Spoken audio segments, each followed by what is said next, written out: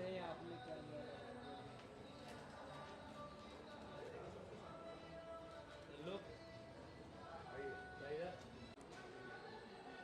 Hi sir, कैसे हो sir? मैं भी पहली बार देख रहा हूँ। मैंने भी पहली बार देखा। ये है यार कैसे हो वो मैं हूँ।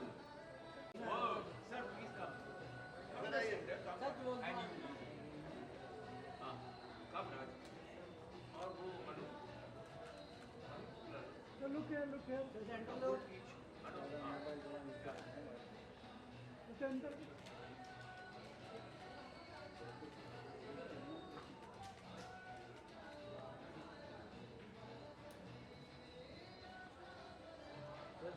सर सेंटर यहाँ पे देखिए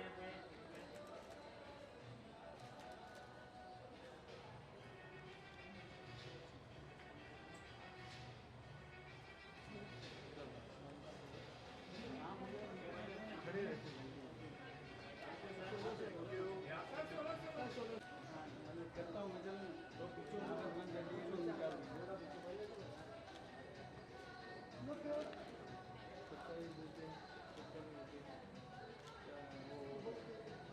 अहमद की होगी एचपी ठीक है करता हूँ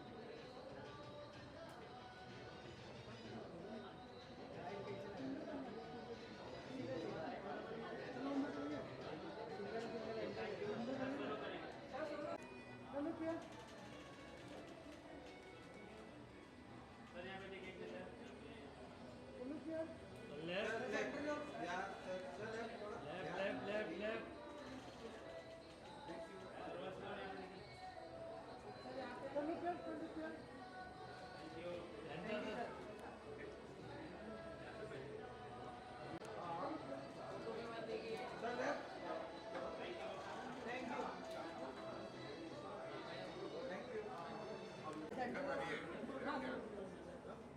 Look here. Look here. Left to right left side sir centre Look here. Sir यहाँ पे देखिए left thank you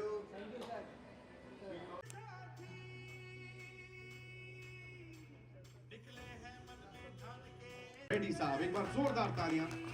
not just the producer of this movie but of course इतिहास को आप सबके सामने लेकर आ रहे हैं, हमें बता रहे हैं इसके बारे में। वेलकम सर, बहुत बहुत स्वागत है आपका।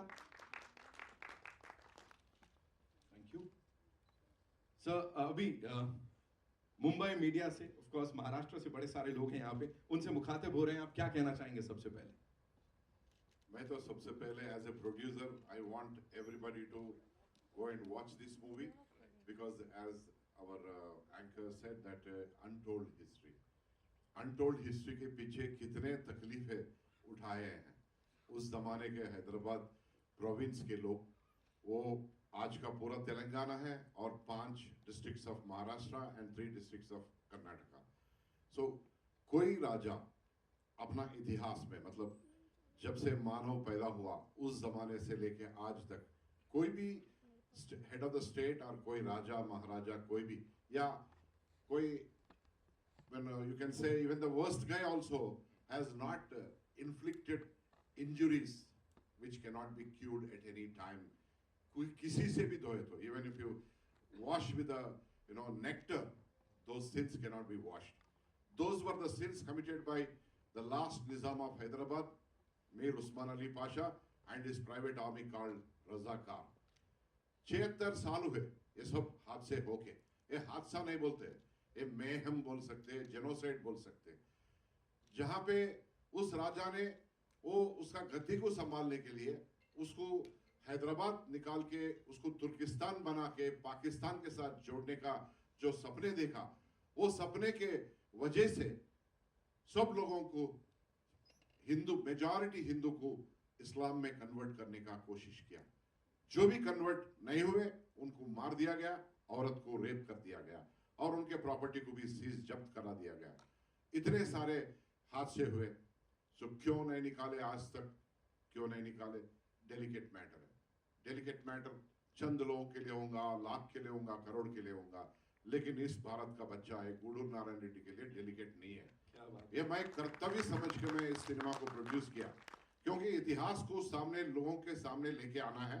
फिर ऐसे इतने मतलब कुछ भी कितना भी बुरा नाम दे इन रजाकारों को, वो नाम सबसे worst name in the universe आने वाले दिनों में या गए सौ दिनों में वो दे सकते तो दे सकते, क्योंकि ऐसे फिर पैदा नहीं होना। ऐसा ऐसा जो भी ग्रुप या whatever it is you can say, ये फिर ऐसा इस देश में पैदा नहीं होना, ताकि अपने बच्चे, अपने पोते पोतियां जो भी है, आने वाले पीढ़ियां शांति से जी सके। क्योंकि एक तरफ से बोलते हैं अपन गंगा जमुना तहजीब से जिएंगे, जरूर जिएंगे हम। बहुत जितने भी लोग इस देश में हैं, 142 करोड़ लोग, सब गंगा जमुना तहजीब से जिएंगे। सब हम भारत माता के बच्चे पहले, उसके बाद में बायोलॉजिकली अपने पेरेंट्स के बच्चे हैं। जो भी आदमी इस धरती पे पैदा होता, भारत मेरा माता है, वंदे मातरम बोलना जिम्मेदारी है मेरी फर्ज है बोल के जब समझते हुए आगे बढ़ेंगे, यही मैसेज मैं लोगों को देना चाहा। क्योंकि आज का जमाने का जो है 142 करोड़ का पॉपुलेशन में, इसमें कम से कम 100 करोड़ पॉपुलेशन अपना देश में है। उसके लिए youngest country in the universe बोलते हैं, वो 18 साल से 35 साल से उम्र में है, वो 100 करोड़ लोग। उनको जानकारी लाने का जिम्मेदारी मुझे लॉर्ड बालाजी ने मुझे दिया है, क्योंकि मैं उनका दर्शन करने के लिए जिस दिन 27 जनवरी 2022 के दिन मैं गया था, वहीं पे मुझे ये इंट्यूशन वेरी स्ट्रांगली आया जैसा ही वो फ्लाइट लैंड होते ही। मैं आप पूछेंगे ऐसा एकदम ऐसा आते ही होता क्या? नहीं। तेलंगाना में जो जितने भी मेहम, जितने भी हिंसात्मक घटनाएं हुए हैं गए 176 साल पहले, वो हम बचपन से सुनते हुए आ रहे, देखते हुए आ रहे। We can see the dilapidated burj, dilapidated bungalows और blasted bridges and blasted government properties, ये पूरे चीज हम बचपन से देखते हुए आ रहे। तो एक दिन था वो 27 जनवरी 2022 के दिन, स्ट्रांगली मैं दर्शन के लिए गए, उस टाइम पे जो दिमाग में आया, उस सेकंड से आज तक इसी सब्जेक्ट पे है। क्योंकि भारत में जितने भी है, मेजॉरिटी लोगों को ये सिनेमा बताना है कैसा भी, और देखने के लिए मैं आपके ही जरिया मैं आपसे गुजारिश करता हूं कि इसको जितना प्रचार कर सके, जितने लोगों के पास में लेके जा सकते लेके जाइए। धन्यवाद। Thank you so much sir. आपने जैसे कहा, एक छोटा सा सवाल, आपने कहा आपने इसको अपना कर्तव्य समझा, लेकिन जब आपने इच्छा जताई होगी that you want to make this film, you want to produce this film, उस वक्त क्वेश्चंस उठे थे? बिकॉज़ जैसा मैंने कहा, बज़ बहुत है, at the same time noise भी बहुत है।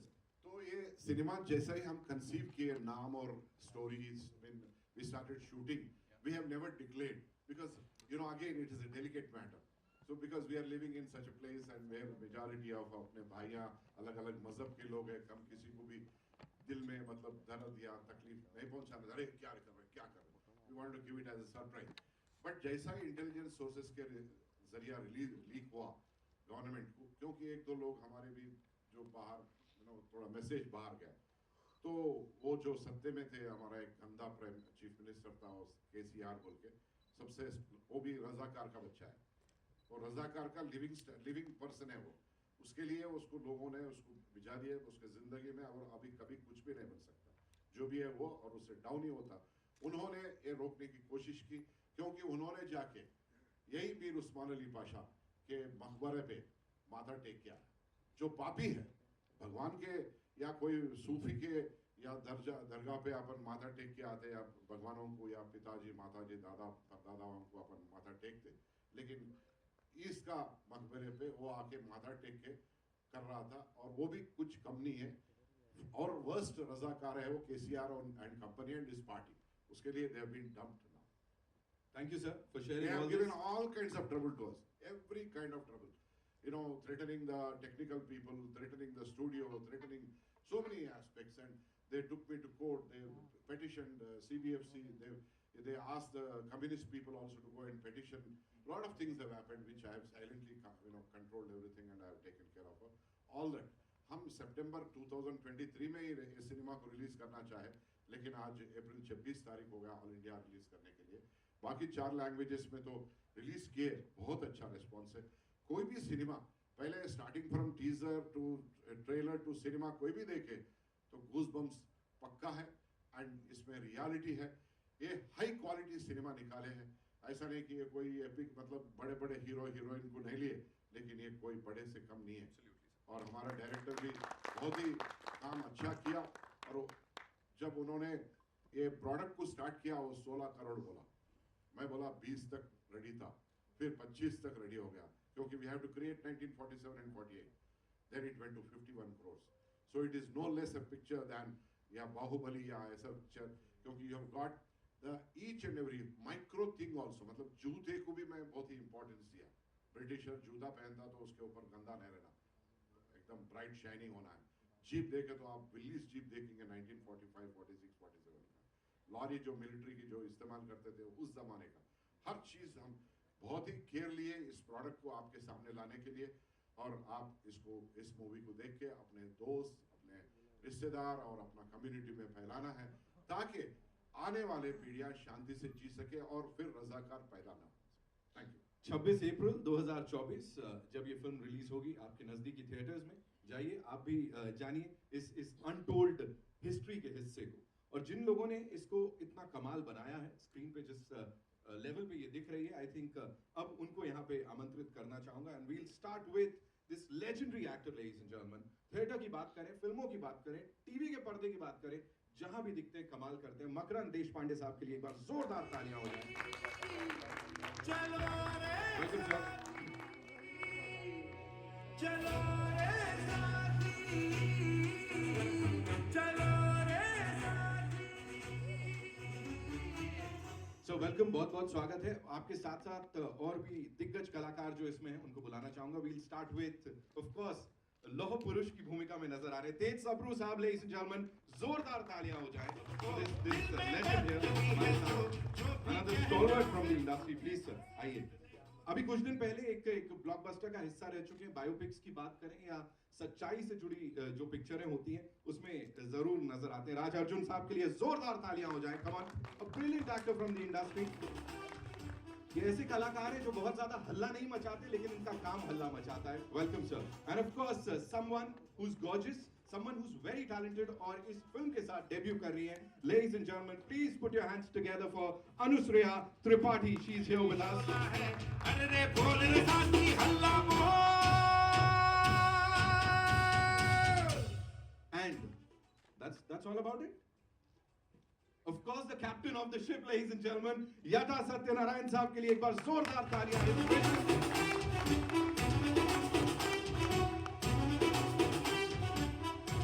Welcome sir, welcome, and congratulations to the entire team. बहुत सारे सवाल हैं।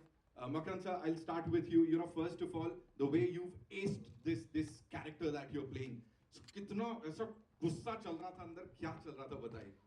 क्या है, सबसे पहले तो good morning, good afternoon, whatever it is, but a day to remember, because Hindi में जब कोई फिल्म रिलीज होती है मराठी में, तो हम अपनी बात कह सकते हैं, हमारी मदर टंग है, हम लिखते हैं इंडियन पासपोर्ट पर नेशनैलिटी, लेकिन अचानक से पता चलता है कि हमें इंडिया के बारे में क्या पता है। और जब मुझसे कहा गया, क्योंकि हमने देखा है गांधी जी पे बनी फिल्म, बेन किंग्सले बने, फिर नसीरुद्दीन शाह ने हे राम में काम किया, सुभाष चंद्र बोस जी पर फिल्म बनी, लेकिन एक ऐसा पन्ना जो इतिहास में काले रंग से लिखा गया और जिसके बारे में उतनी मालूमात नहीं है। फिर मुझे जब बताया गया कि आपको इतिहास का किरदार करना है, तो नितिन क्या बात होती है कि इतिहास का किरदार कोई भी करना जाए, आप अचानक से एक जिम्मेदारी आती है कि आप उसके बारे में जानना शुरू कर देते हो। और कमाल की बात यह है कि बहुत ही लिखा पढ़ा आदमी, मीर उस्मान अली खान बहुत ही मतलब साहित्य प्रेमी था, शेरो शायरी करता था, और दुनिया का सबसे अमीर आदमी, मतलब टाइम मैगजीन पे उनकी तस्वीर छपी हुई थी 1937 में, लेकिन दुनिया का सबसे कंजूस आदमी भी था। तो मतलब कमाल की बात यह है कि कोई भी अंग्रेज या फ्रेंच आदमी या अमेरिकन आदमी मिलने आता था, सिगरेट ऑफर करता था, पूरा सिगरेट का पैकेट ही उनसे ले लेता था, बक्सा ही ले लेता था। मजेदार बात यह है कि ऐसे आदमी ने जो कि लिखा पढ़ा आदमी है। क्या हो गया कि अचानक से जो कहता था एक आंख मेरी हिंदू की एक आंख मुसलमान की है, फिर वो अचानक से धर्म के कारण फिर बात समझ में आई, जितना हमने थोड़ा सा रिसर्च किया, कि जब वो अंग्रेजों के साथ वफादार ज्यादा रहा, अंग्रेजों ने हमेशा से उनको एक हाइनेस करके भी एक दिया था, उनको नाम दिया था, और वो आदमी चाह ही रहा था कि जब आजाद हो जाए हमारा मुल्क तब वो हैदराबाद को अलग कर ले, उसको तुर्किस्तान बना ले, वो अलग ही करना चाह रहा था। ये भीतर की बात बहुत कम लोग जानते हैं। तो मुझे जब ये ऑफर किया गया तो मुझे ऐसा लगा कि मकरंद भैया, पता नहीं आपको क्यों यता साहब ने या गुडू साहब ये फिल्म क्यों बना रहे हैं, और आपको ये मौका मिल रहा है कि एक संजीदा लिखा पढ़ा आदमी अपने धर्म के लिए क्या इतना हिंसा इतनी कर सकता है, इतनी क्रूएल्टी कर सकता है। और खैर फिर उसके बाद जो काम किया गया वो यही था कि एक हिंसा वाला आदमी कितना मतलब आपने देखे होंगे 2 शॉट कि जिसकी आंखों में अचानक से जब आप धुआं छोड़ते हो तो धुएं में भी ऐसा लगे कि बारूद छोड़ रहा है, वो कोई एक जहर है जो डाल रहा है। तो मैं ये बात ज़रूर कहूँगा कि एज एन एक्टर अचानक से मुझे मेरे अंदर का एक हर एक के भीतर एक क्रूएल आदमी होगा ज़रूर, तो मेरे अंदर का क्रूएल आदमी निकल गया है ये किरदार करके, ये मैं कहना चाहूँगा। पहले शॉट में सर जब वो ऐसे आप धुआं छोड़ रहे हो ना, सच में वो दिख रही है नफरत। My God. पर एक बात बताऊं, इसमें मेरे मजेदार एंट्री दी है इन्होंने कि इतना दुनिया का सबसे अमीर आदमी है, उनके एक रस्म होती थी हर निज़ाम कि एक सोने का सिक्का उनको दिया जाता था, वो उसे छूते थे वापस लौटा देते थे, लेकिन ये आदमी रख लेता था, ये 7वां जो निज़ाम था, ये कंजूस था, ये रख देता था। तो एक ऐसा सिक्का गिर जाता है और वो सिक्का मिल नहीं रहा है, तो इन्होंने एंट्री वो रखी है कि वो अपने नीचे झुककर ढूंढता है और उसे अपनी लकड़ी से ढूंढ कर लाता है, और वो किस्सा ढूंढ कर रखता है अपने वापस पॉकेट में। और एक मजेदार बात ये थी कि उसके पास जेकब हीरा था, जो हीरा कहते हैं कि बहुत ही 7 एक हीरे होंगे दुनिया भर में, तो वो उनके पास था। तो हम सोच रहे थे उसका क्या करें, मतलब थोड़ा सा हम जो क्रिएटिव लिबर्टी लेते हैं, वो उसका पेपर वेट की तरह इस्तेमाल करते थे, माइंड यू, पेपर वेट की तरह इस्तेमाल करते थे। तो हमने उसके हाथ में जो लकड़ी दी थी स्टाफ, उसके ऊपर वो लगा दिया था, और उससे वो अपनी खुजली करता है, अपने पैर में जब खुजली होती है उसे खुजलाता है। तो वो सब करते हुए ऐसा लगा मुझे कि पता नहीं यार, एक एक्टर होना कितना इम्पोर्टेंट है कि अचानक से आप इतिहास में उतर कर आप वो किरदार निभाते हो।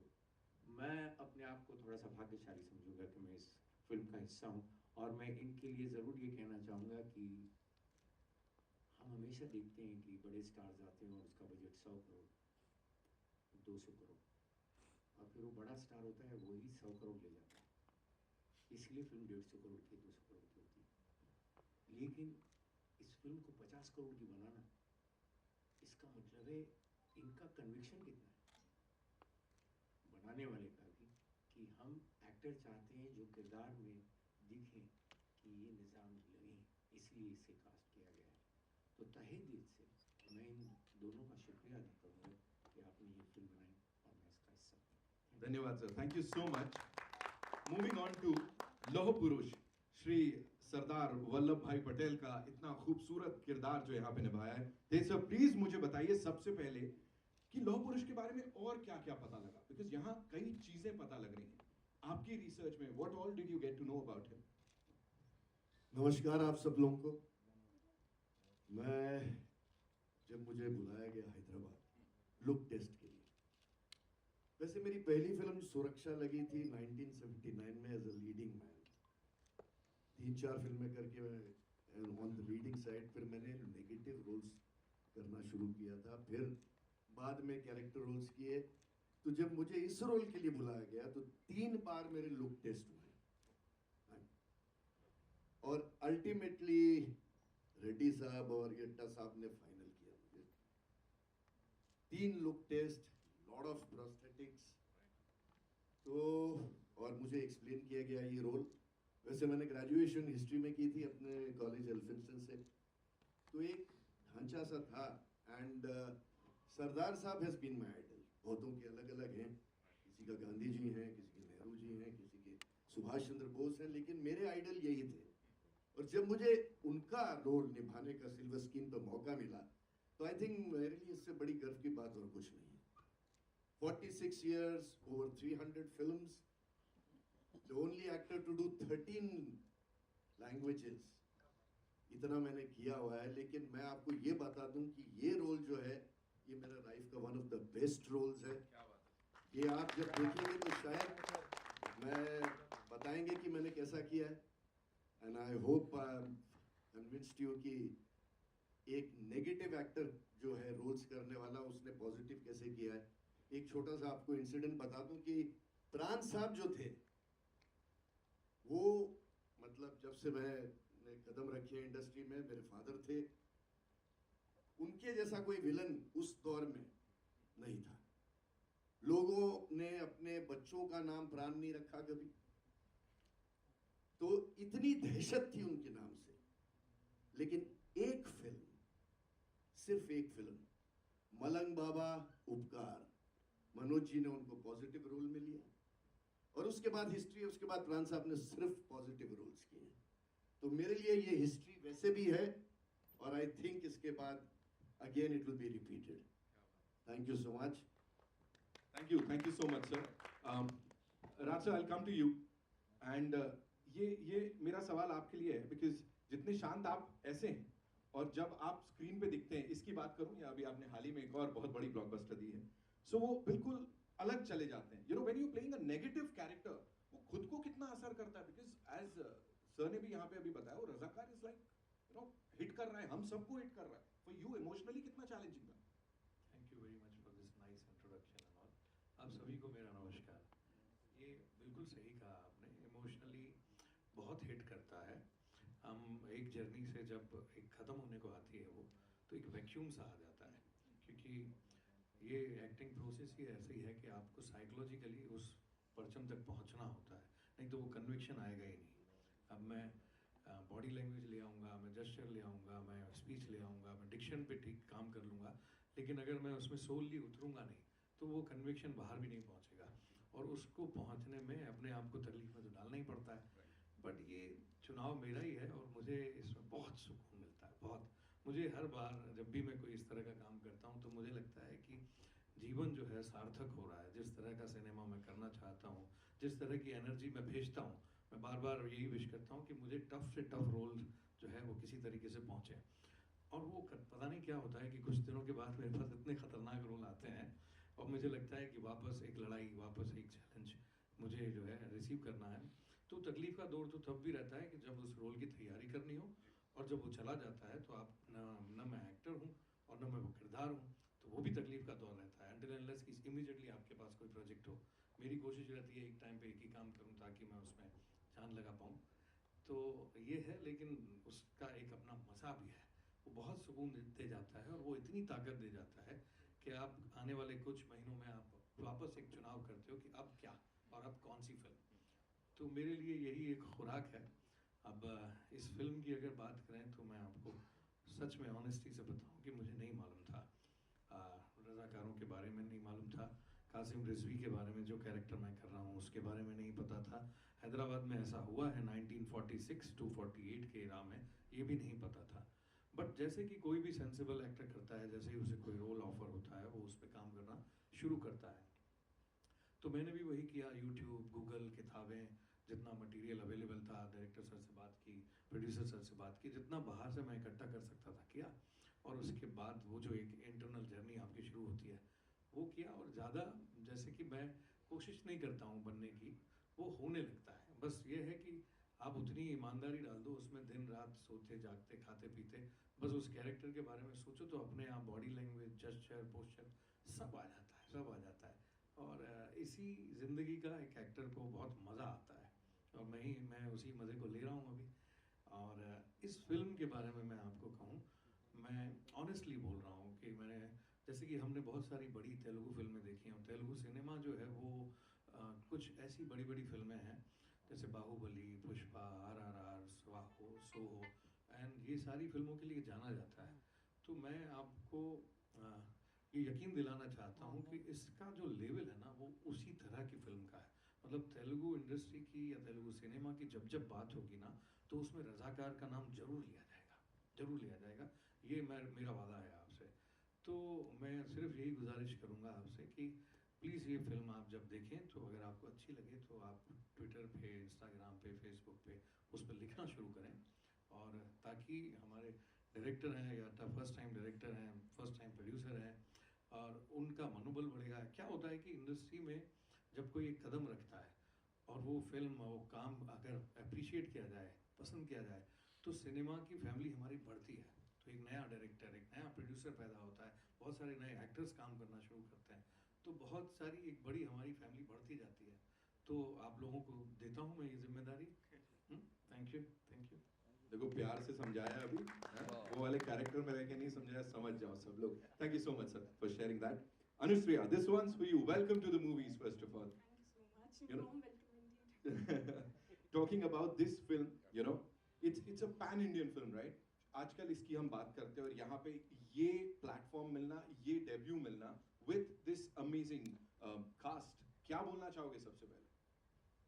सबसे पहले तो मैं बहुत ज़्यादा मैं थैंक यू बोलना चाहूँगी मेरे को ये कैरेक्टर देने के लिए याडा सत्यनारायण जी हमारे डायरेक्टर का, एंड हमारे प्रोड्यूसर गुड्डू नारायण रेड्डी जी का, जिनके स्ट्रॉन्ग कन्विक्शन, विल पावर और फेथ के कारण ये स्टोरी आज हम यहाँ आगे लेके आ पाए हैं। 2 साल पहले जब इन्होंने ये स्टोरी मुझे पता चली तो आई फेल्ट सैड कि कैसे being an academically inclined student मुझे इस सब्जेक्ट के बारे में नहीं पता था, और मुझे स्टोरी देख के समझ में आ गया कि this movie is going to create history, and इसमें पार्ट मिलना means we are going to create history. So that is why I was very excited, really looking forward to it. And one small thing I want to share specially to the youth of the nation. हमें नहीं पता है सरदार वल्लभ भाई पटेल के बारे में इतना, और हमारी पूरी टीम हम कल स्टैचू ऑफ यूनिटी गए अपनी श्रद्धांजलि देने के लिए सरदार पटेल जी को। तो वहाँ पे गाइड ने एक छोटी सी बात बोली कि ये जो मटेरियल बना है पटेल जी का 112 metre tall it stands, that is going to last for at least 1000 years तक डैमेज नहीं होगा। What is the significance of it कि 1000 साल तक वो टॉल खड़े रहे। तो आप ये मूवी देखिए तो आपको फिर समझ में आएगा क्यों आगे की 10 सेंचुरीज तक मेरे बच्चे, हमारे आगे कितने जनरेशन तक सरदार वल्लभ भाई पटेल को याद रखें, क्योंकि सरदार वल्लभ भाई पटेल हैदराबाद को दिल बोलते थे, हार्ट बोलते थे हमारे भारत का, एंड ही मेड श्योर कि वो दिल का टुकड़ा ना टूट जाए। बस thank you so much. Thank you so much. इससे पहले मैं डायरेक्टर साहब से बात करूं, ये बनता है सवाल सर के साथ, यू नो, केमिस्ट्री कैसी रही स्क्रीन पे और क्या सीखने को मिला और क्या नहीं सीखा? बिल्कुल what was that one thing Makarand sir के बारे में जो ये है कि नहीं मेरे को ये नहीं, बस ये नहीं सीखना। मैं इतना बता दूं कि वो आ गई और मुझे अचानक से लगा कि कुछ ज़्यादा ही खूबसूरत कोई तो आपके साथ आ गया, और मुझे ऐसा लगा कि यार किरदार में रहूं, इससे ज़्यादा कुछ नहीं हो सकता। सही बात है, कभी कभी क्या हो जाता है, आप नहीं बहुत खूबसूरत सी चीज़ आपके घर ले आ जाते हो और फिर उसको मैच करने के चक्कर में कपड़े पहनना शुरू कर देते हो। तो ये जब आ गई सेट पर तो ऐसा लगा, पीछे बैठी हुई थी, कैमरामैन भी मुझसे ध्यान हट गया, उसका ध्यान थोड़ा इनकी तरफ हुआ, तो मतलब मेकअप वाले हो, कॉस्ट्यूम वाले हो, सब कुछ अचानक से हमें भी लगा कि ये पूरी ऐसी फिल्म में, इंटेंस फिल्म में एक खूबसूरत लड़की आ गई तो क्या होगा। Anyway, but I must say she was present, she was confident, she added to the scenes which you know, अचानक से आपको एक कहते हैं ना कि एक महक भी चाहिए होती है, फूल की महक भी चाहिए होती है फिल्म में, you know, where we are seeing the bloodshed, and she was the one. मेरे लिए तो यस, मेरी ट्रेनिंग स्टार्ट हुई 3-4 मंथ्स के लिए। जो मेरे ट्रेनर थे, जो एक्टिंग के गुरु जी थे, जिन्होंने सिखाया, उनका शुरू से यही था कि आपको मकरन जी के साथ अपना स्क्रीन शेयर करना है। सो आपके कारण स्क्रीन प्रेजेंस उनका नहीं खराब होना चाहिए। तो वो मोटिवेशन बहुत स्ट्रॉन्ग था कि he is one of the most legendary actors in our generation, और उनके साथ स्क्रीन शेयर करना मेरे लिए बहुत बड़ी सौभाग्य की बात थी। And finally he made me so comfortable on screen. मुझे इतना डर लग रहा था इनके साथ, लेकिन पूरे टाइम छोटी छोटी टिप्स देना, तो आप बहुत कुछ सीखते हैं जब फाइनली आप एक इतने बड़े एक्टर, और not just one, all 3 actors I have seen on screen, मतलब लोकेशन में भी कैसे परफॉर्म कर रहे हैं, उनको देखना, उनसे बहुत चीज़ें सीख के, ये मेरा सौभाग्य था। बस thank you so much. saving the best for the last. Of course, moving on to the Kaptan Saab. Yata sir, welcome and thank you for this. यहाँ जो हम लोग बात कर रहे हैं इस समय इस फिल्म की सबसे पहले वो कन्विक्शन आपका भी बड़ा मायने रखता है जब आप ऐसी फिल्म बना रहे होते हैं और उस एरा को रिक्रिएट कर रहे होते हैं. सबसे पहले बताइए उसमें डिफिकल्टी हुई या आसान था सब कुछ? Thank you Nitin ji. सबको नमस्कार. Bollywood media friends and Bollywood audience सबको नमस्कार. आप क्षमा कीजिए मेरे को हिंदी बात करना नहीं आता. बहुत अच्छी है. मेरे को थोड़ा अरबी थोड़ा उर्दू मिक्स होता क्यों बोलते हो हमारे पास निज़ाम है. निज़ाम था उन्हें निज़ाम वही सिखाया मेरे को वही आता तो आप क्षमा करना पड़ेगा. नितिन जी आप सवाल पूछा है ऐसा वाला मूवी निकालना बोले तो पहले प्रोड्यूसर को गट्स रहना चाहिए. प्रोड्यूसर नहीं है तो हमें मेरा माइंड में कितना स्टोरी है तो भी मेरा कितना टैलेंट है तो भी वो नहीं निकाल सकता मैं. मगर मेरा प्रोड्यूसर मेरा भाई गूडूर नारायण रेड्डी साहब ने ये मूवी निकालेंगे बोल के मेरे को ऑफर दिया. मगर मैं भी सोचा क्यों बोले तो मैं अभी फर्स्ट स्टेप में हूँ. मैं अच्छा हीरो चाहिए अच्छा हीरोइन चाहिए कमर्शियल मूवी चाहिए कमर्शियल फाइट चाहिए जब भी पब्लिक जब भी देखता. मगर मैं बाद में माइक क्या सोचा बोले तो अब हमें थाउजेंड्स ऑफ फिल्म्स हिंदी में आया मगर शोले को देखते. बहुत सारे फिल्म्स इंग्लिश में आया मगर गॉडफादर को देखते हैं. बहुत सारे फिल्म्स तेलुगु में आया मगर माया बाजार को देखते हैं. ये फिल्म के बाद मैं भी वही सोचा वो तीनों के बाजू रजाकार खड़े रहता. Wow super nice. ये सिनेमा नहीं ये हिस्ट्री है. इसमें हमारे फोर फादर्स का ग्रैंड फादर्स का हमारे मिट्टी का आंसू है खून है. ये रियल हिस्ट्री है. ये रिक्रिएटेड हिस्ट्री नहीं ये रियल हिस्ट्री है ट्रू हिस्ट्री है. ये हिस्ट्री में हमारे महाराष्ट्र में औरंगाबाद नांदेड़ परभणी उस्नाबाद 5 डिस्ट्रिक्ट्स है. वो 5 डिस्ट्रिक्ट्स में 358 विलेजेस क्या बोलते हैं नाशन हो गए. वो स्टोरी किसको मालूम हमारे महाराष्ट्र में अभी तक किसको भी नहीं मालूम. उस्मानाबाद में ईट बोल के एक विलेज रहता. वो विलेज में किशन राव ठाके बोल के है. पूर्ति से उसको यहाँ पोर्ट्रे किया हुआ. एक झूठ बोला सर आपने हमसे. हाँ वो झूठ ये है कि आपको हिंदी नहीं आती. इतनी अच्छी तो बोल रहे हैं सर आप. नहीं मैं नहीं आती बोले तो आप अच्छे सुन रहे हैं कंसंट्रेशन दे रहे हैं. नहीं तो आपका कंसंट्रेशन नहीं रहता इसलिए. अब कुछ अच्छा देखने के लिए 26 April is when this movie is going to release. Hindi और मराठी में ये रिलीज हो रही है. आप लोग नजदीकी सिनेमा घर में देख सकते हैं. आई एम श्योर बड़े सारे सवाल होंगे आप लोगों के भी. सो यस आइए ओवर टू यू. कहाँ से आ रहा है पहला सवाल सर? फिल्म ऑलरेडी रिलीज हो चुकी है तेलुगु में. अब वापस उसको रिलीज कर रहे हैं हिंदी और मराठी भाषा में. क्यों जरूरत लगी आपको कि मराठी और हिंदी में भी रिलीज करनी चाहिए? मराठी क्योंकि महाराष्ट्र से 5 डिस्ट्रिक्ट निजाम प्रोविंस में थे इसलिए हम मराठी में निकालना चाहे. और हिंदी तो नेशनल लैंग्वेज है. पूरा नेशन को पता चलना है. मेरा जिम्मेदारी बोल के मैं जो मेरे कंधों पे लिया तो पूरा देश को बताना है कि इतिहास क्या है. और आपके मन में ये भी क्वेश्चन होगा तेलुगु पहले रिलीज करे और इस बाद में. एक कदम में हमें तकलीफ दिया गया. तेलुगु मलयालम तमिल कन्नड़ा का ये हो गया. फिर बोले पिटिशन लगाए कि election commission model code of conduct. I said what model code of conduct? I am also a politician. I know about model code of conduct. They don't deal with any cinema or नाटक या कोई drama बाजी और किसी से वो लोग deal नहीं करते. They deal with democracy. They see to it that the election is conducted properly as per the rules or not. Whether the candidates who are contesting are eligible or not. Whether the expenditure curtailed to a particular limit is being followed up or not.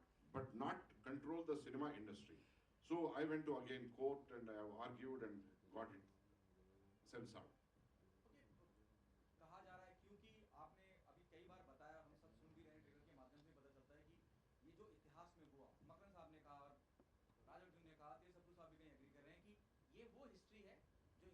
को पता नहीं है। जी। क्या आपने fiction भी डाला है इसमें इसको और कुछ भी फिक्शन नहीं है, फिक्शन है तो है। निजाम को 203 बीवियां थे और निजाम के बीवियां कई बाहर नहीं दिखते थे, लेकिन ये निजाम की बीवी बार सिनेमा में दिखती है, बस उतना वही फिक्शन है। क्योंकि मकरंद जी ने आपसे कहे कि एक फूल को बताना है, एक खूबसूरती को बताना है कि वो पूरा ब्लडशेड हो रहा, मारण होम हो रहा है, तो इस बीच में एक थोड़ा सा रोमांटिक सिचुएशन को क्रिएट करना, तो एक बेटर लुकिंग फीमेल, क्योंकि better looking beautiful looking females भी गांव वालों का कैरेक्टर्स लेके एकदम वो लोग अभी काला रंग डाल लिए, एक ही थी गोरी गोरी का जैसा दिखती है, बस उससे ज्यादा कुछ नहीं। तो सब्रू साहब, आपसे मेरा सवाल है, जब मैं आपकी बात करता हूँ, you're there in the industry, you're there in the industry for so long, अनगिनत किरदार आंखों के सामने आते हैं जब हम आपको देखते हैं। सरदार वल्लभ भाई पटेल का किरदार निभाना, और क्योंकि आपकी एक इमेज रही है, विद ऑल ड्यू रिस्पेक्ट, ये कितना चैलेंजिंग रहा आपके लिए, और क्या मानते हैं आप कि जो हिस्ट्री इस फिल्म में दिखाई गई है, क्या वाकई में आधे से ज्यादा हिंदुस्तानियों को पता नहीं है कि ये भी इतिहास में कहीं हुआ है? या मुझे लगता है जब मुझे ही नहीं पता थी इनिशियली, तो फिर आधे से ज्यादा को शायद ही पता होगी। वो तो मुझे यट्टा साहब और गुडूर जी ने जब बुलाया और पूरा एक्सप्लेन किया कि ये है, तब जाके मुझे लगा कि अच्छा ऐसी कोई हुआ है। तो सरदार जी इज माय आइडल, बट मुझे ये हैदराबाद का जेनोसाइड जो था ये पता नहीं था। Then I read a couple of things, और लोगों ने ये भी कहा कि आप ऐसी फिल्म लगी है, जरा देख लीजिए वो उन्होंने कैसा किया है रोल। मैं बोला मैं देखूंगा नहीं, वरना somewhere down the line you get carried away with even a one sort of nuance जो होता है एक्टर का। तो मैंने किसी को ना देखा ऐसा रोल प्रीवियसली जिसने किया होगा, और मेरे जहन में जो था कि ये कैरेक्टर जो मेरे आइडियल है, इन्होंने ऐसा ऐसा किया था, और मैंने उसी तरह निभाया है। अब कितना कन्विंसिंग निभाया ये आप लोग मुझे उसका रिजल्ट देंगे। मकरंद सर, आपसे पूछना चाहूंगा, और जिस वक्त आप बात कर रहे थे मुझे बहुत एहसास हुआ अंदर से कहीं कि बहुत डिटेल में आपने स्टडी करी है। जब मैं उस किरदार की उस्मान पाशा के किरदार की बात करता हूँ कि वो कंजूस थे, कितनी डॉक्यूमेंट्री देखी आपने, it gives me that vibes, you have seen so many thing about Usman Pasha. असल में क्या है कि एक्टर अपना प्रोसेस बताता नहीं है किसी को। पर सच बात बताऊं, जैसे कि राज ने भी अच्छी खूबसूरत बात कही कि हम जब एक्टिंग करते हैं तो एक मटेरियल होता है हमारे पास स्क्रिप्ट, लेकिन उसके बाद दूसरा मटेरियल वो होता है जो यहाँ पर था। एक एक्टर नहीं तो उसको इमेजिन करता है कि उसके पास क्या होगी, what is his spirituality quotient, emotional quotient, his intelligent quotient, his violence quotient. There are many quotients which he thinks about it. But in this case, there was history, and still the history which was untold. So there were a lot of things which were missing. But कई किताबों में कुछ references थे, कुछ लोग कहीं पर reference ये थे कि वो बहुत ही अच्छे थे, उन्होंने बहुत, तो वो इतिहास कभी कभी आपको गुमराह भी कर सकता है।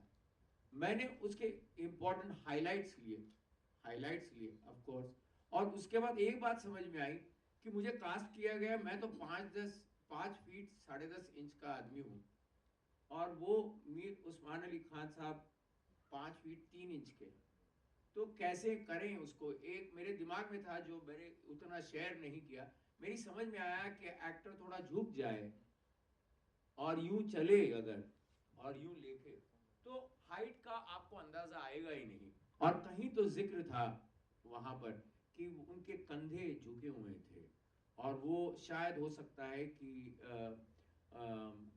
जो वेयर एंड टेयर जो उनकी जीने की लाइफस्टाइल थी, I don't want to elaborate on that, but वो जो थी उसकी वजह से वो झुके हुए थे।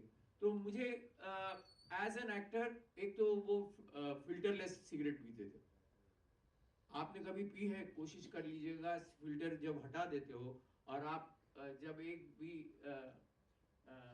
आप कश लेते हो तो आपके मुंह में बाद में धुआं आता है, पहले तो वो तंबाकू आता है। तो वो तंबाकू जब आया, और वो उससे मुझे लगता है कि वो किरदार का जो कड़वाहट थी, देखो लिखा पढ़ा आदमी और भी डेंजरस क्यों होता है, क्योंकि वो बहुत लिखा पढ़ा होता है, उसको पता है लिखने पढ़ने से ही उसमें ज्यादा पावर आ गई। ही कैन रूल, अनपढ़ गवार लोगों को he can rule, so he was a ruler. तो ऐसा रूलर जब लिखा पढ़ा आदमी करना हो आपको, तो मैंने कोशिश की, सच बताऊं तो यथा साहब ने actually as a director he used to push me also. आपने पूछा, एक ओवरऑल क्वेश्चन का जवाब दे देता हूं कि कितना रियल है। तो क्या हो जाता है कि सिनेमा में जब हम आते हैं तो सिनेमा में आपका आप दिख तो सकते हो, लेकिन आपको बैकग्राउंड स्कोर दिया जाता है, तो हमारा किरदार हाईलाइट हो जाता है, हमारे लेंसेस होते हैं जिसकी वजह से हम आपको और क्रूएल नजर आ सकते हैं। तो मुझे ऐसा लगता है कि हम लोगों का परफॉर्मेंस अगर ज्यादा रियल लगा या ड्रामेटिक लगा या क्रूएल लगा, तो उसमें सिर्फ मेरा श्रेय नहीं है, मुझे जो सपोर्ट सिस्टम मिला है from my director and the whole other technical crew. So my work has been half, rest half is the medium. मगर सर ये कितना जरूरी है, जब मैं आप जिक्र कर रहे थे अभी कि किस तरह से फिल्म स्टार्ट हुई और कितना डिटेलिंग में रेड्डी साहब ने एक एक जूते तक का ध्यान रखा और इतना बजट बढ़ता चला गया। मैं बताऊं, वहां पर जो कटलरी आती थी, सीन चालू होता था, ये आके देखते थे, कहते थे ये इसका नहीं है, लाओ ये चेंज करो, ये खुद ही। मतलब मेरी तो समझ में नहीं आया, ये पहला प्रोड्यूसर है जिसको हमारे जितना ही हो सकता है हमसे भी ज्यादा मालूमात हो हिस्ट्री की, तो ये तो इन्होंने जवाब देना चाहिए, ऐसा मैं कहूंगा। कितना जरूरी है इस तरह के प्रोड्यूसर्स को और ज्यादा अप्रिशिएट करना, क्योंकि you know there is a monopoly happening in the industry. How important such independent producer to be a part of this industry. See, my please थोड़ा सा मुझे भी एक बार दे दीजिए। मुझे भी एक बार दे। okay, I'll quickly complete it. Sir I'll भी quickly करा यार, complete it. किस वरों भी दे sir. See, I am a critic by myself. मैं क्रिटिकली मूवी को देखता हूँ तो मैं मेरे दिल में भी कुछ गुस्सा आता है, डायरेक्टर ये लोग ठीक नहीं निकाला ये प्रोडक्ट। फॉर एग्जांपल आपको एक बात बोलता हूँ, जैसा ही शूटिंग शुरू हो गई, महिंद्रा जीप लेके आके खड़ा दिए डिपार्टमेंट, महिंद्रा थी का 1946-47 में महिंद्रा नहीं थी, विलीज थी, तो पूरा 2 दिन का शूटिंग को स्क्रैप करके फिर नया पुराने जीप खरीद के फिर रीशूट करें, ये शॉट है। So I used to be so phone, जब एक फोन कान पे रहता था, एक यहाँ बात करते थे, वो फोन मेरे को कहीं बहुत 25-30 साल पहले कहीं ऐसा एंटिक शॉप में मैं लेके रखा था, तो वो है, luckily he use that phone also. बहुत सारी चीजें हैं, I mean we don't have much time because other gentle ladies and gentlemen have Runa from web दुनिया, मैं आप सभी को ये कहना चाहूँगी कि मुझे बहुत अच्छा लगा है। हाय मकरंद, हाउ आर यू? मैं सुसन अंतर। यहाँ मैं आपसे मकरंद, आपसे या डायरेक्टर साहब अगर कोई जवाब देना चाहे, हिस्ट्री जो सब्जेक्ट होता है हमें बहुत कुछ सिखाता है, history is the best teacher, इस बात को कैसे लेते हैं? आज ये हिस्ट्री जो दिखाई जा रही है नई जनरेशन को क्या सिखा सकती है?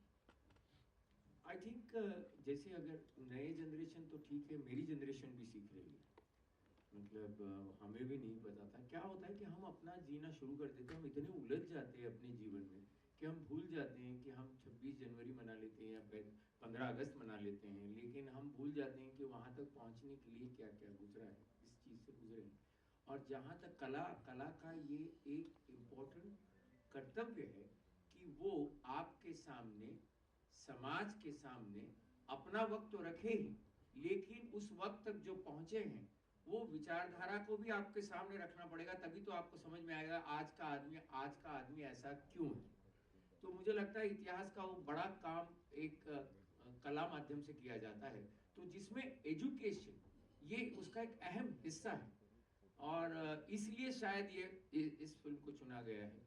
आई थिंक याता can say more about it, but that's what I feel, history is important part of entertainment, as you say it, as entertainment. I have one word here. Why? See,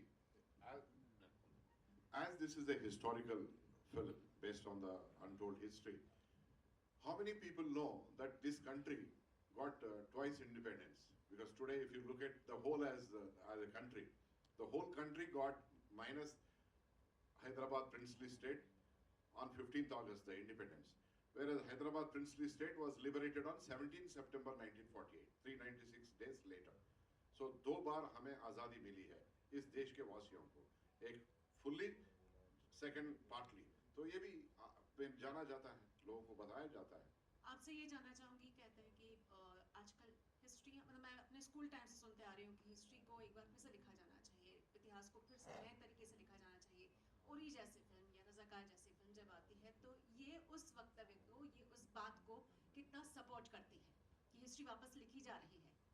See, Uri, Razakar, and all these are very small aspects of our history. The amount of history जितना है, पूरा दुनिया को अगर page bye page अगर पूरा फैलाते गए तो भी उतना उससे ज़्यादा हिस्ट्री अपना है.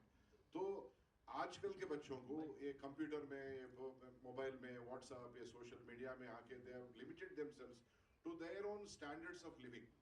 But very unfortunate that they are unable to look at the past. So वो पास्ट को ऐसा ही एक एक बार जगा जाता है सिनेमा के जरिया या कोई नाटक का, कोई स्टोरी, कोई बुक के जरिया. तो मैं सोचा ये बहुत इंपॉर्टेंट है इस देश में, क्योंकि एक राजा, एक पर्टिकुलर मजहब का आदमी और उसी का प्रजा के ऊपर उन्होंने फोर्सफुल करके मजहब बदलने की कोशिश की. तो ये बहुत बड़ा हिस्ट्री है. सबसे ज्यादा, सबसे अल्टीमेट हिस्ट्री ये है, इस देश वालों को जानकारी होना चाहिए, वो है रजाकार पक्का. और बाकी बहुत सारे मॉन्यूमेंट्स है, किंग्स है, बहुत सारे हैं, उनके ऊपर स्टोरीज या सिनेमास, नाटक या OTT प्लेटफॉर्म पे बहुत से आ रहे हैं और आगे भी आएंगे. बहुत सारी चीजें हमारा भी ऊपर जिम्मेदारी है. I will also be continuing my profession of producing because once I got attached to this, I am unable to forget that, you know, I like this particular thing because it can keep me active as I am today, 62 years. Otherwise, I'll be living sedentary life. Okay, I'm done. I've achieved everything.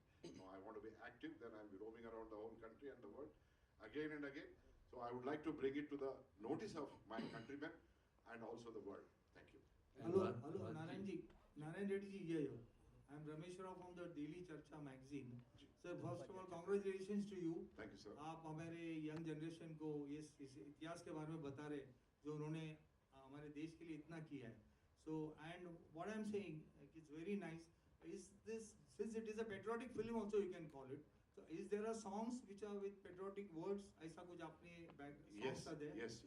See, the unsung heroes of the Nizam princely state, they belong to the common people. The peasants, ordinary peasants, have revolted against his own king, and they were supported by Arya Samaj, they were supported by communists, they were supported by Congress, they were supported by Vedic Sanghs, they were supported by many other organizations. We have paid tributes in the form of a song at the end of the movie.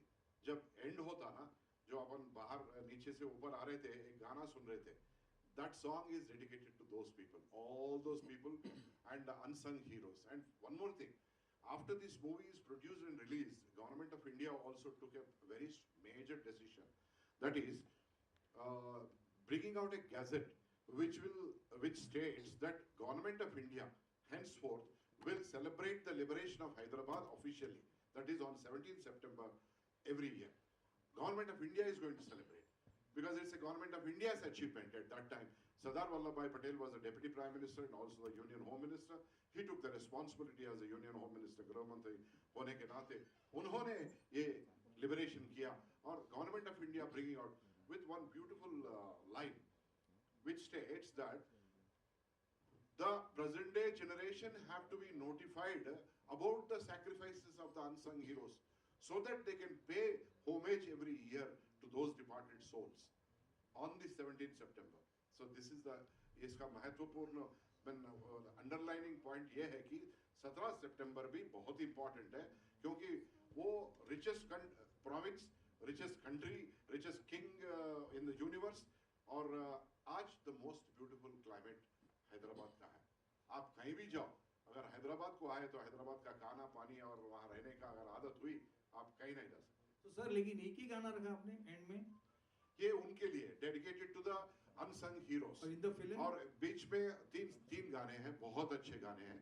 वो भी गायक कौन, कैलाश खेर जी और शंकर महादेवन जी है. और हमारे पास एक तेलुगु में एक सिंगर है मोहना बोगराजू.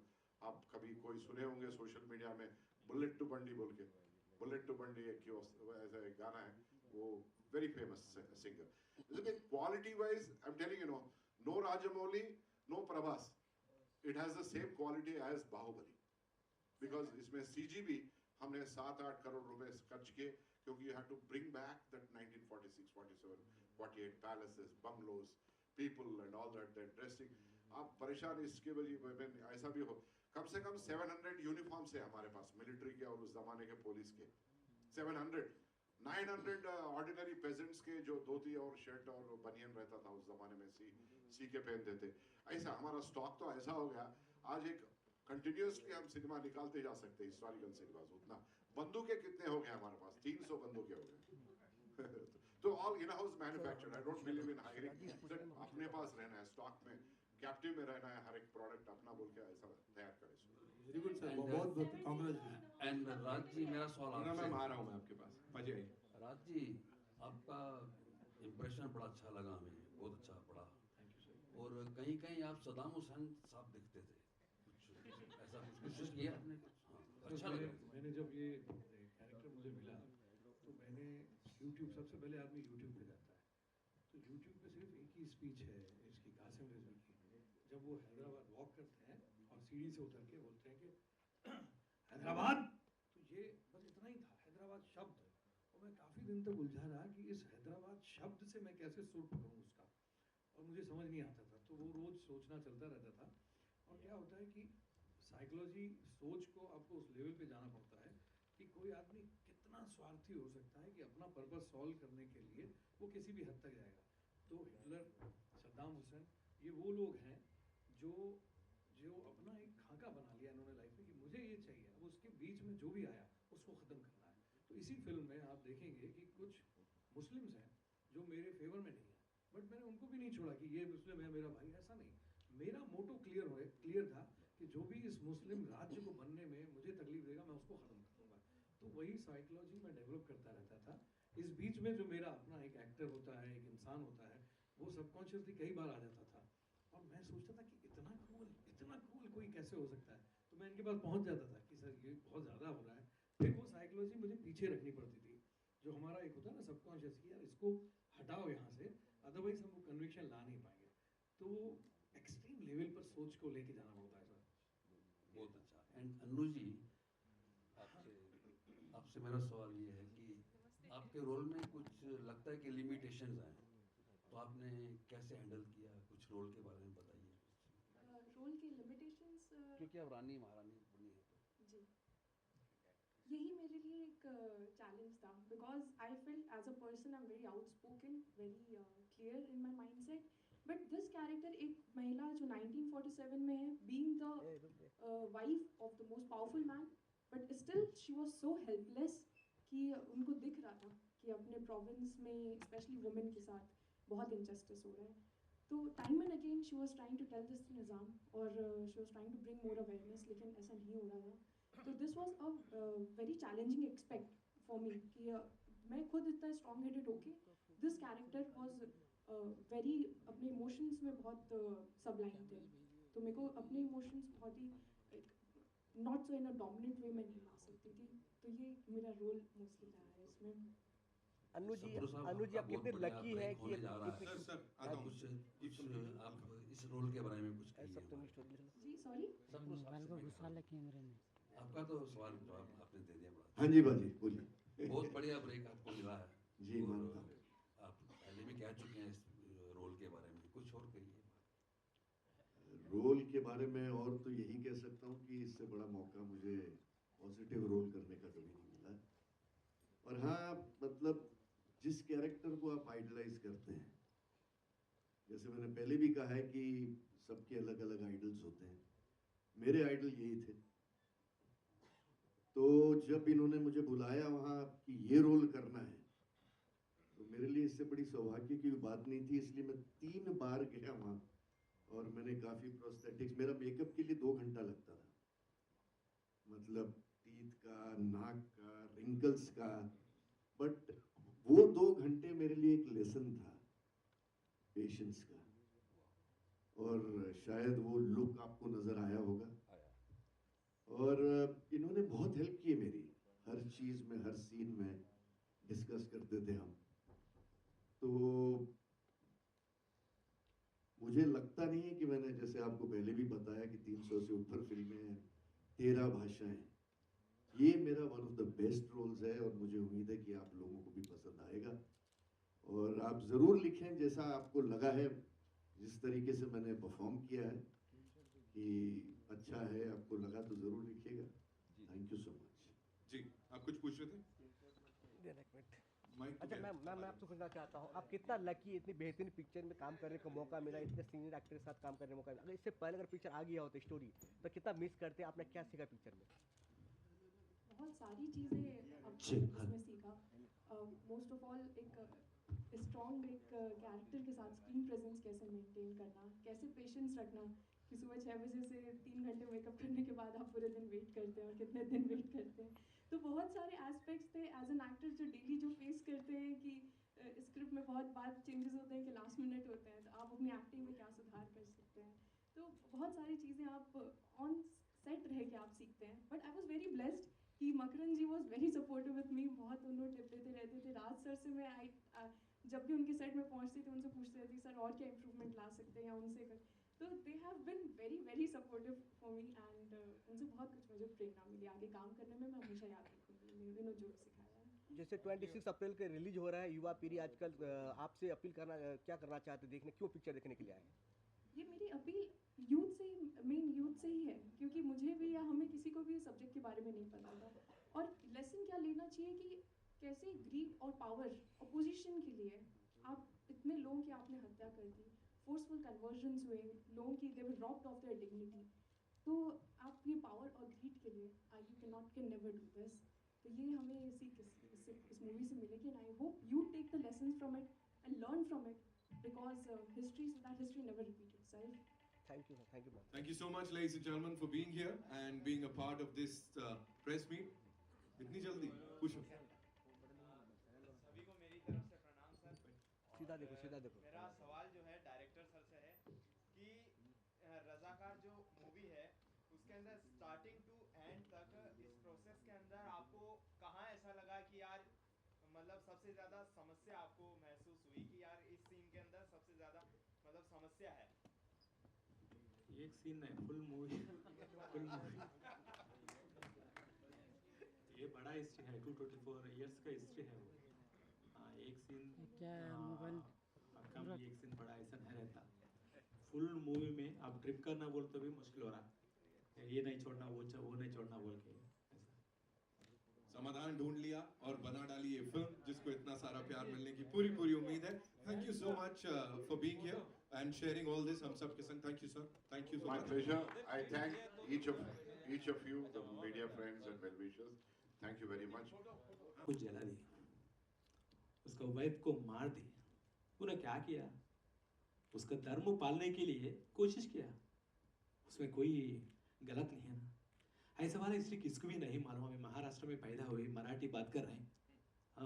5 डिस्ट्रिक्ट्स है वो निज़ाम हिस्ट्री में, निज़ाम किंगडम में, मगर महाराष्ट्र को नहीं मालूम। महाराष्ट्र में खाली छत्रपति शिवाजी मालूम। नहीं तो अब मार्केटिंग कर ले रहा कोई पॉलिटिकल लीडर्स है ना, महान है अब है सो पॉलिटिकल लीडर्स कौन मार्केटिंग कर लेता उन्हीं पे फोकस में रहता। मगर जब थाउजेंड्स पीपल्स फ्रीडम फाइटर्स है हमारे लिए फाइट करे, सो फाइटर्स अनसंग हीरोज है, उसके लिए बोलना मेरा जिम्मेदारी है, इसलिए मैं ये मूव किया। Thank you so much. Of course Chhatrapati Shivaji Maharaj जिन्होंने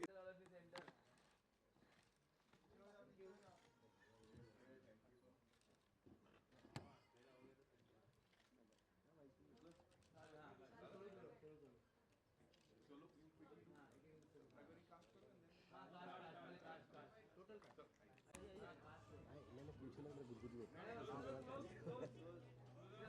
अभी सिंगल करेगा क्या पता है, अभी सिंगल करेगा। सुनिए सुनिए